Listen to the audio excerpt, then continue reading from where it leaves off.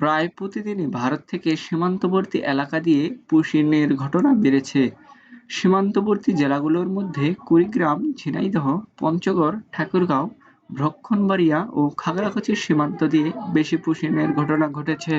ভারতীয় নাগরিক ছাড়াও এই তালিকায় আছেন রোহিঙ্গারা, যাদের আটক করেছেন বিজিবি।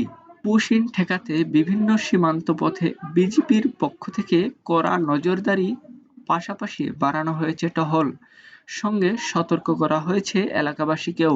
বিজিবি পক্ষ থেকে আমাদের সীমান্তবাসীদেরকে সতর্ক করা হয়েছে যাতে ইন্ডিয়ার কোনো মানুষ বাংলাদেশে পুশব্যাক না করতে পারে। বিজিপি জানায়, কোনো অবৈধ বাংলাদেশি থাকলে আনুষ্ঠানিক প্রক্রিয়া মেনে তাদের ফেরত পাঠানোর কথা জানানো হয়েছে ভারতকে।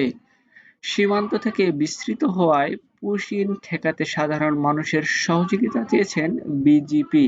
বিজিবি আমাদেরকে সতর্ক করছে যে ইন্ডিয়া থেকে যদি কোনো লোক না আসে, আর আমরা আমাদের নিচ থেকে অনেক সতর্ক আছি।